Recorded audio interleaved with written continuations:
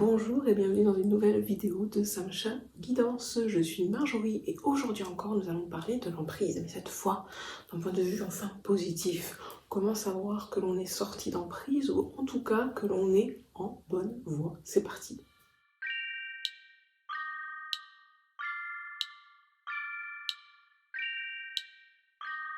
Vous ayez suivi toutes les vidéos sur l'emprise ici, que vous ayez suivi les BD TikTok ou Instagram, ou même les articles sur le blog qui parlaient d'emprise familiale, ici on va continuer ce thème parce que c'est un thème commun finalement à tout ce qui a été fait dans les autres plateformes et autres réseaux sociaux.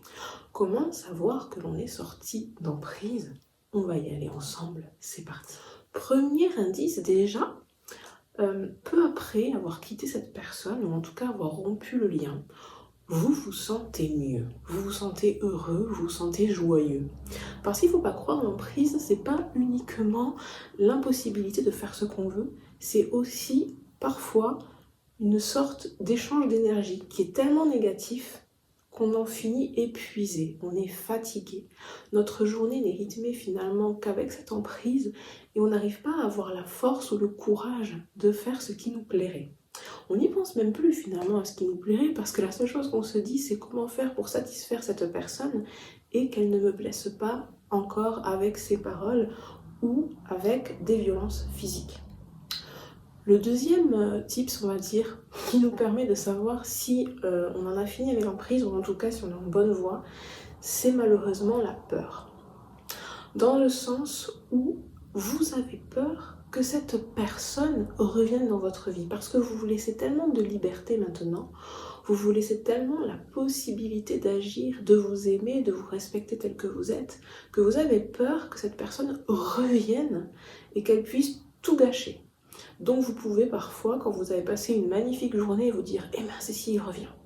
Vous pouvez aussi vous dire « Ah, maintenant ma vie est tellement magnifique que j'en viens à avoir peur finalement que cette personne revienne, que cette personne puisse me déranger ou me faire des histoires avec mon entourage parce que je suis tellement bien maintenant, tellement heureux ou heureuse maintenant que j'ai envie de pouvoir le célébrer et non pas de revenir dans mes schémas du passé. » Et ça, c'est déjà une bonne chose parce que avoir peur qu'une personne négative revienne dans votre vie, c'est déjà un premier pas pour comprendre que ce que vous voulez dans votre vie, parfaitement, c'est l'amour, le vrai.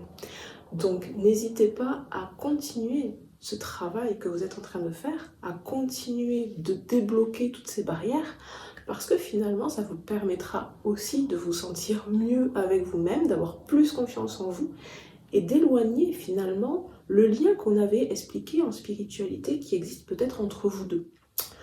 Je vous rappelle de regarder les vidéos précédentes si jamais. Ensuite, vous avez aussi comme tips, on va dire ça comme ça, ce besoin de liberté qui est de plus en plus pressant. C'est-à-dire que si jamais dans votre entourage, il y avait des personnes qui ressemblaient de près ou de loin à cette personne qui vous tenait sous emprise, vous allez peut-être avoir envie de couper les ponts. Je m'explique.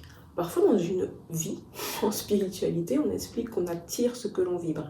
Et quand on est habitué finalement à une sorte de relation dominant-dominée, dans nos relations, alors que ça va être peut-être des relations avec des femmes, des relations avec des hommes, dans nos relations amicales, même familiales, famille éloignée, peu importe, on se rend compte petit à petit que ce type de relation, elle existait ailleurs qu'avec cette personne qui nous tenait sous emprise. Et petit à petit, on a envie de se détacher de ce groupe de personnes-là aussi. Parce qu'on se dit, attends, je me suis pas embêtée depuis 1 mois, 2 mois, 7 mois, 7 ans à réussir à quitter cette personne pour revivre encore une fois cette situation avec d'autres. Même si elle est amoindrie, à partir du moment où je sais que rester amie ou rester en contact avec eux, c'est m'abaisser, m'empêcher finalement de m'aimer tel que je suis, à quoi bon continuer de rester en contact? Et ça peut être aussi un indice pour vous. Sachant que quand on est en voie de guérison, c'est-à-dire que vous n'avez pas décidé encore de couper le lien, vous êtes encore mitigé, mais vous prenez un petit peu vos distances, vous avez aussi potentiellement cette chose qui arrive, c'est-à-dire le besoin de vous détacher des personnes peut-être qu'il connaît ou peut-être avec qui il passe du temps Et par contre, ce qui peut être difficile dans ce genre de situation, justement, c'est que le pervers narcissique adore avoir un public. Donc à partir du moment où vous dites je ne veux plus aller aux soirées, je ne veux plus aller m'amuser avec d'autres personnes que tu connais, il peut vraiment le prendre mal. Et comprenez bien que s'il le prend mal, c'est pas parce qu'il a envie que vous veniez avec lui, c'est pas parce qu'il a envie de vous présenter ses amis, c'est uniquement parce qu'il se dit mince, il y a déjà un de mes petits outils que j'avais mis en place, l'humiliation en public, qui ne peut plus fonctionner. Par quoi je vais le remplacer? Qu'est-ce que je vais bien pouvoir faire? Parce qu'il faut bien comprendre que la personne qui vous tient sous emprise, elle ne vous aime pas, c'est une emprise. Donc tout ce qu'elle essaye de faire, c'est toujours de vous faire subir les pires choses pour finalement se glorifier elle-même et comprendre qu'elle est indispensable à votre vie, alors que ce n'est pas vrai. Vous êtes libre, vous êtes indépendant, indépendante, et je vous encourage à continuer à célébrer qui vous êtes, ce que vous êtes devenu, et surtout n'oubliez pas, la seule chose que vous avez le droit d'avoir, c'est de l'amour, de l'amour, de l'amour, de l'amour. Comme autre point, vous pouvez aussi avoir l'impression d'être plus créatif ou plus créative. D'un coup, vous avez des idées qui vous viennent, d'un coup, vous avez peut-être envie de vous lancer dans la peinture, peut-être que vous avez envie de vous lancer dans la broderie, dans la photo. Il y a quelque chose qui se passe en tout cas en vous. Et cette expression artistique aussi que vous pouvez avoir envie de faire est une manière peut-être de vous dégager encore plus de cette emprise, parce que le travail artistique, c'est un peu finalement une thérapie aussi, et vous permet d'explorer en vous ce qui a été blessé, vous permet de nettoyer, vous permet aussi de voir la beauté qui est autour de vous que vous ne voyiez pas jusqu'à présent. Et c'est ça qui est exceptionnel aussi quand on sort de l'emprise, c'est cette capacité que l'on a à voir la beauté autour de nous. Ces petites choses que l'on voit, que personne ne voit finalement, et qu'on va essayer d'exalter à travers nos créations. L'amour que l'on se porte, l'amour renouvelé, et l'amour aussi que l'on a envie de donner aux autres. Parce que une personne qui sort justement d'emprise a ce truc de vouloir s'aimer et de vouloir aimer les autres, de vouloir partager peut-être même une expérience en ouvrant un compte Instagram, en ouvrant quelque chose sur les réseaux sociaux qui pourra aider d'autres personnes sur ce thème. J'aimerais tout de même signaler ici que c'est pas parce que vous êtes sorti d'emprise que vous devez vous précipiter pour faire un réseau social où vous en parlez. C'est pas parce que vous avez réussi à comprendre un mécanisme qui est propre à vous que vous avez compris le mécanisme pour tout le monde. Donc si jamais vous faites un réseau, expliquez bien à ces personnes que c'est votre histoire personnelle, que vous partagez une expérience et que c'est à elle ensuite de voir ce qui est bon pour elle ou pour lui afin de se dégager elle-même de son emprise. Chaque histoire est différente. Enfin, j'aimerais aussi vous dire que si vous utilisez un réseau social pour vous émanciper, pour essayer d'y arriver encore plus vite, parce qu'on voit souvent ça sur les réseaux sociaux, des personnes qui créent des comptes et elles se sentent soutenues par d'autres personnes qui ont vécu la même chose, etc. Sachez qu'Internet reste Internet. Il n'y aura pas forcément des discours uniquement bienveillants, donc si vous êtes encore dans une phase de réparation de votre être, vous lancez tête baissée sur Internet pour créer un compte qui parle de ça n'est pas forcément la meilleure des solutions. Surtout si vous attendez du soutien des autres et que ce soutien ne vient pas. Parce qu'il faut comprendre quand même que quand vous faites du développement personnel, l'important c'est d'aider les autres. Donc vous ne pouvez pas attendre d'eux qu'ils vous disent ce que vous voulez entendre. C'est à vous finalement d'ouvrir votre cœur et de donner l'amour qui est au fond de vous, sans attendre finalement de résultats. Parce que le résultat, soit il viendra, soit il viendra pas, mais au moins vous aurez travaillé à un meilleur être sur Terre. N'hésitez pas à prendre le temps déjà à vous réparer vous-même avant d'essayer de réparer les autres. C'est mon conseil, et là c'est vraiment un conseil très profond. Bien sûr, si votre intuition vous dit c'est maintenant que je dois faire mon site, faites-le, c'est pas ça le problème. Mais juste les personnes qui le font uniquement dans un but égotique, encore une fois, et quand ce n'est pas dirigé par amour, essayez de prendre du temps et du recul pour vous demander, ok, est-ce que c'est vraiment ça que j'ai envie de faire? Est-ce que c'est vraiment de l'amour que je souhaite donner, ou est-ce que j'attends des autres qui m'en donnent?